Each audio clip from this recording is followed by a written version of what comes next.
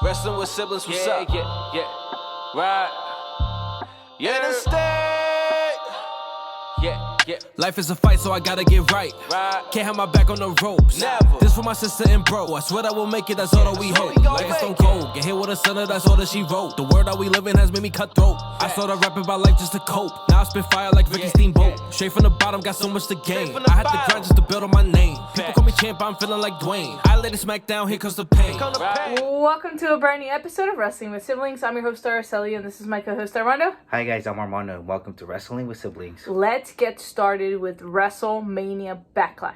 Basically, a whole new year for the WWE. This is this fresh new start to the rest of the year. This is going to shape up what SummerSlam and next year's WrestleMania will look like. Yeah, definitely have to agree with you. What better way to do it with WrestleMania Backlash, the first pay-per-view after WrestleMania, where it's like you said, it's a fresh start for all the superstars, everybody. So let's get on it and see what went on today on the pay-per-view. If you didn't see it, it was a great pay-per-view. I give it a 9 out of 10, I gotta say, because the matches were pretty good. What a way to kick off the new wrestling year and the first pay-per-view after WrestleMania Backlash. 100% agree with you. I think it definitely is a 9 out of 10. Let's get started with probably my favorite match of the entire night. We got a WrestleMania rematch between Cody Rhodes and Seth Rollins. Now, of course, Seth Rollins wanted this rematch because he said he was not prepared at WrestleMania for Cody Rhodes. And I completely agree. I think they completely blindsided him. And I think that's why he lost. But at the end of the day, today, Cody Rhodes proved that he was simply the better performer, that he was able to outsmart Seth Rollins. And you can tell how different, how focused, the different side of Seth Rollins. I think we saw the Seth Rollins from WrestleMania 31, where he came out and he actually won and carried the division. I think that part of Seth Rollins came out tonight against Cody Rhodes. I have to agree with you on one thing, that at WrestleMania, Cody Rhodes walked in with the advantage. Why? Because Seth Rollins didn't know who his opponent was going to be. But yet again, you are a WWE superstar. You have to be ready for all comers. And again, that was the advantage that Cody Rhodes had. On this one, Seth Rollins did his homework. He was on top of Cody Rhodes from the beginning. You saw him that he did some of the counters. He even did Cody Rhodes' father's move, and looks like Cody wasn't too happy about it. But overall, Seth did his homework. 100%. I think Seth Rollins really took Cody Rhodes to the limit. I think their WrestleMania match was fantastic, but I think this one was even better because I think both men were prepared.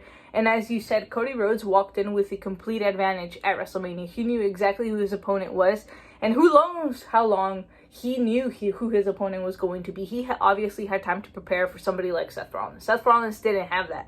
And today he proved, one, that he can take Cody Rhodes to his limit, but also Cody Rhodes proved, like, you know what, this time you knew who your opponent was, and simply, I was the better man tonight at WrestleMania Backlash. Yeah, and then we both saw new offense from both of them, and again, it was going to be something special for someone to win. And what ended up happening, Cody Rhodes pretty much stole the match. He outsmarted Seth Rollins by when he did the roll-up, he pretty much pulled his tights, and he got the 1, 2, 3 over Seth Rollins. And that's what Seth Rollins was trying to do. He was trying to do the roll-up and obviously pull his tights so that he can get the win, and Cody Rhodes stole it right out of Seth Rollins' book. Do you think this is the end of Seth Rollins versus Cody Rhodes? I think this is the end. Why? Because Cody Rhodes already beat him twice. Once at WrestleMania Backlash again. So that's 2-0. I understand if this was a tie where Seth Rollins would have got the win today, then I would have seen this going maybe into the next pay-per-view, which is Hell in a Cell, if I'm not mistaken. So I would see that going again if Seth Rollins would have won tonight. But I think this is the end of this feud between Seth and Cody.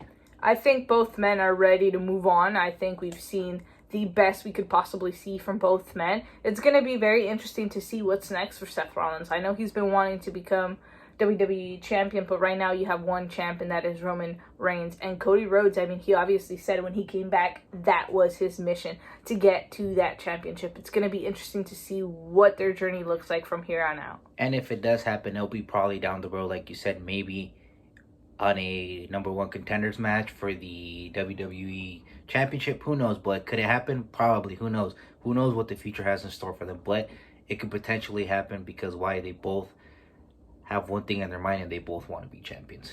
I can tell you one thing, whether it's now or later, these men will meet yet again for another opportunity, either at the championship or simply because. But moving on from Seth Rollins and Cody Rhodes, let's move on to Omas versus Bobby Lashley. Of course, the biggest advantage that Omas had was that he had MVP by his side, which means not only did he have a mentor, but he also had somebody that can physically help him win this match against Bobby Lashley.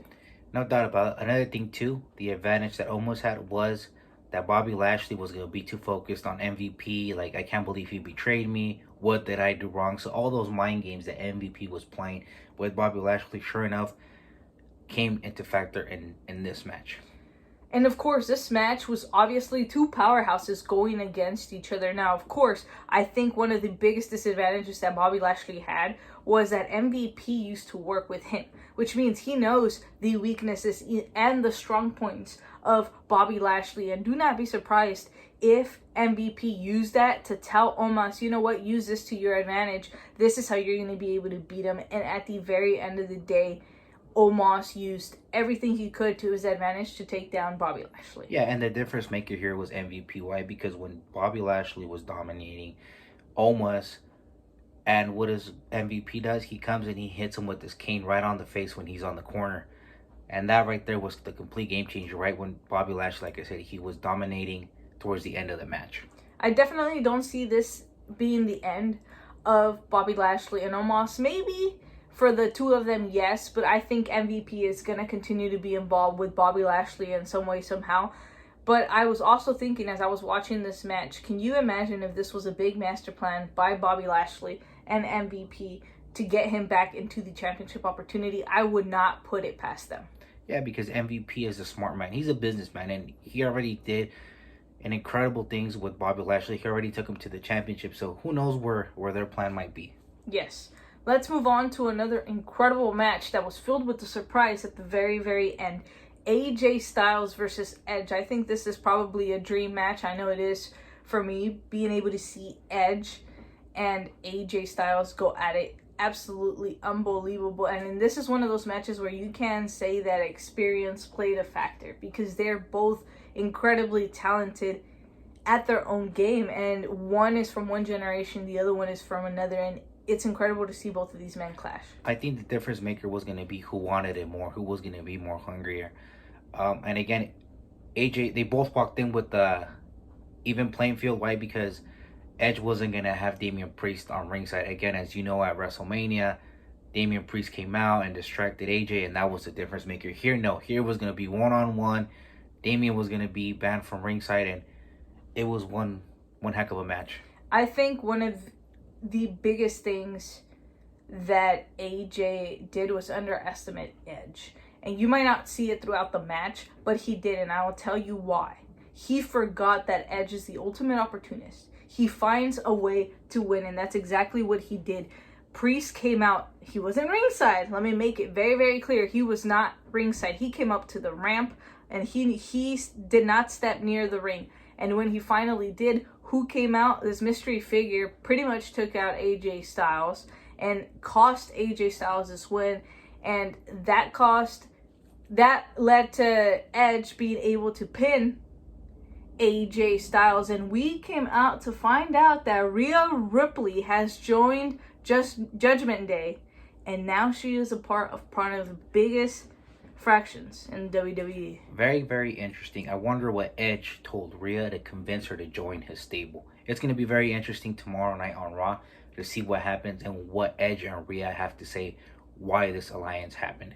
So it's going to be very, very interesting. Let us know in the comments, what do you guys think? Was it a correct move by Rhea? She would have waited further down the road? Let us know what you guys think. I think this is brilliant, because this is going to take Rhea Ripley to a whole nother level. She's going to be carried by Edge, and same thing with Damian Priest. He's going to be taken to a whole nother level, and the question is, now that Rhea is part of Judgment Day, who's going to take her down? Because I can see her becoming a dominant force in the WWE. Who's going to finally snap her out of it? It's going to be interesting. Yep, it's going to be interesting to see what she does with Judgment Days and what Edge has in store for her and his whole stable. And of course, we got to see Finn Balor also come out and help out AJ Styles. But unfortunately, it still cost AJ Styles the match. And I don't see the end of these feud. I could see this feud going on maybe for a couple more months, possibly even SummerSlam. Why? Just because there is feud between AJ, Finn Balor, Edge, and Damian Priest. So they could go different ways now that they added Rhea. So we'll see how all that plays out. But again, I don't see the end of this feud. I do see it going further down the road as well. I agree. I think there's way more to this feud than we've seen. It's going to be interesting to see how that plays out. Let's move on to the SmackDown Women's Championship match. Ronda Rousey versus Charlotte Flair in an I Quit match. We knew right off the start these women were going to lay it all on the mat. And that's exactly what happened. Now, keep in mind, I think Ronda went in super confident, super cocky, but so did Charlotte. And I think Charlotte kind of walked in with, it's Ronda Rousey. There's no way Ronda's going to beat me. But Ronda knew that she's a submission specialist. She knew exactly what her strengths were, and she used that against Charlotte Flair.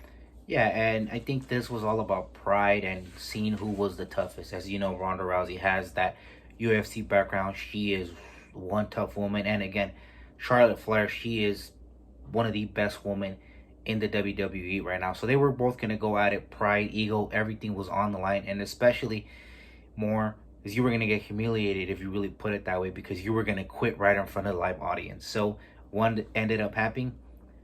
Ronda ends up winning the match because she put Charlotte in an armbar using the chair. Charlotte, I believe, was going to win the match, but I think she made one mistake. And the mistake she always makes throughout her entire matches that end up costing her, she got frustrated. And she pretty much told Ronda, hey, you know what? Happy Mother's Day. And as she was trying to use the chair, Ronda capitalized, turned it into an armbar, and I think that was the difference. She made that mistake. She let it get to her head. And again, frustration, which we've seen it throughout the entire year, throughout her career, it got the best of her. Yes, I 100% agree. I think that was the difference maker, where she goes and she's like, you know what, this is the end, this is my moment. And when she realized, oh my god, I crossed the line, that's when Ronda Rousey took advantage. Because keep in mind, throughout this entire match, we saw Ronda take control of the match here and there, but for the majority of this match, Charlotte Flair pretty much was dominating 99% of this match. She really wasn't giving Ronda Rousey an opportunity. But what did she do? She crossed a line, a mother line with Ronda Rousey. And Ronda Rousey took full advantage of that opportunity, and she completely destroyed Charlotte Flair in that sense. She put her in the armbar, like you said, and Charlotte Flair had no choice but to quit. And then we found out that she has a broken radius. Yeah, so very unfortunately for Charlotte Flair, we wish her the best in her recovery, and hopefully she comes back soon. Which we know she's going to be taking some time off. So the interesting question now is, who does Ronda Rousey feud with next? And who takes that championship away from Ronda Rousey? Yeah, I see Ronda Rousey being a long-term champion. Why? Just because she's Ronda Rousey. She beat one of the best women in WWE right now, if not the standard, like Charlotte likes to call it. If you got to beat someone, you got to beat Charlotte. And, you know, she says it all the time, to be the man, you got to beat the man. So that is exactly what Ronda Rousey did, and now she's the top of the division. Let this be known. This is a clear message to the entire, not only Raw, but SmackDown Women's Division. Ronda Rousey is going to be a long-term champ. Yeah, so we'll see who faces. Let us know, who do you guys think should face Ronda Rousey at the next pay-per-view, or she's going to begin the next feud with. So let us know, what do you guys think is going to happen with Ronda Rousey. Let's move on to Madcap Moss versus Happy Corbin. Very, very personal feud. As you guys know, they were a tag team, and they were honestly one of my favorite tag teams. I think they were going to go very, very far, but unfortunately that all changed. Yeah, and also Madcap's jokes were hilarious when he was with Corbin. Now that he kind of, split ways, his jokes are not as funny anymore, but that doesn't take away from his in-ring ability. I think he outsmarted Corbin, and again, I think Corbin made that mistake. I think one of the other mistakes that Baron Corbin made, or Happy Corbin in this case made, I think is at the pace he was going. he was going at a very steady, very slow pace. He was giving Madcap Moss the opportunity to capitalize, and that's exactly what he did. He completely took advantage of every single moment that Baron Corbin gave him, and I think that was the game changer. Because if you look at the very beginning of the match, Happy Corbin walks in with a whole lot of confidence, and it kind of starts to die down towards the end of the match. Now, this is one of those matches where the longer this match went, the more it was going to benefit Madcap Moss. Why? Because he knew and he knows how Baron Corbin operates. He gets frustrated. I'm not trying to say he gets distracted, but he gets very frustrated, and that's when he starts stepping out of his game, and that's exactly what Madcap Moss capitalized on. Yeah, he kind of let the crowd get the best of him, and I think Madcap Moss capitalized on that, and again, he pretty much, you could say, stole the win from Baron Corbin, which give props to Madcap Moss. He is the Andre the Giant Battle Royal winner. Yes. And now let's get into our main event. We end up with a 6-man tag. It is RK-Bro and Drew McIntyre versus the Bloodline. Very, very interesting how we ended up here. Now, this is not a championship match, so therefore whether the Bloodline wins or loses, it was not going to make a difference. Now, this is very, very important for the Bloodline because the Bloodline hasn't lost. Specifically, Roman Reigns. They have not lost as of yet. But also, keep in mind, RKO has also been in a pretty good winning streak over the last couple of months. I have to agree with you on that. The ones that have lost have been Jimmy and Jay Uso, which, that's completely different. But again, they were tag teaming with the head of the table, Roman Reigns.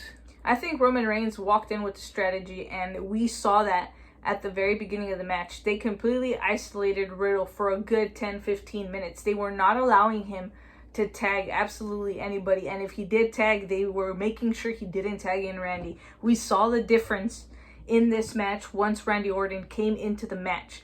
Everything changed. He started RKOing everybody, and he was more vigilant. He was ready to take on every single person, and the Bloodline knew that. And what did they do? They completely isolated Riddle to make sure that wasn't the case. I have to agree with you on that. It was a smart strategy by Roman Reigns and the Bloodline. They knew that if Randy Orton was going to get in the match, he was going to be the one that was going to take out everybody with the RKOs. So from the get-go, way to go, Bloodline, by isolating the most dangerous man, the one that's the more experienced out of all of them. You knew he was a threat. You isolated him, and you waited for the perfect opportunity to capitalize. This is where I think RK-Bro and McIntyre messed up. I think what they should have done is they should have kept Roman Reigns as far away from any of those competitors as they possibly could have. Just like they did with Riddle. They completely let Roman do whatever he wanted throughout this match. Why? Because he was free to go in and out at any given time. He went out, and what did he do? He pretty much rock bottomed McIntyre into the announce table. Randy obviously wasn't prepared for the Superman punch, so I think he went in with the strategy. He knew exactly how RK-Bro functioned. Now, of course, there was third person here, but when it comes down to Roman Reigns, he does his homework on each and every single one of his competitors, and that completely showed tonight. And this is why he is at the top and where he is at. Why? Because as main event, Jay is taking a superplex from the top rope. What does he do? He tags him out of nowhere, and Riddle doesn't realize that. And when Riddle gets up, Roman Reigns spears him. 1, 2, 3. That's it. Match is over. Very, very smart strategy by Roman Reigns. That's why he is the head of the table, and he is the champion. He also did that in such a slick way. He didn't give anybody the opportunity to really capitalize. Where was Randy? Where was McIntyre? Obviously, we knew McIntyre had just gotten rock bottom through the announce table. Where was Randy Orton? He calculated that move so perfectly to where he knew, you know what, this is my moment. If I don't do this now, I might end up losing. But guess what? That's exactly why Roman Reigns is at the top of the WWE. And he said it. We're here and we run this entire company. And he's proven it time after time after time, and he is completely undefeated. I don't think there's anybody right now that can take down the Bloodline. It's going to be interesting to see who will be the person that can take down Roman Reigns and the Bloodline. Because pretty much Roman Reigns and the Bloodline have gone through the entire roster. So it's going to be interesting Who do I believe? I think it might be Judgment Day. It might be too early right now because they don't have a stable. So we'll see how all that plays out. Again, let us know what you guys think. Who might take down the Bloodline? Let us know in the comments below. And that is all we have for you guys on this episode of Wrestling with Siblings. Remember to like, comment, share, and subscribe. Become a part of the Siblings today. And for those of you that do not know what WWS stands for, I wonder what does WWS stand for? Wrestling with Siblings. Thank you guys so much and see you guys next time.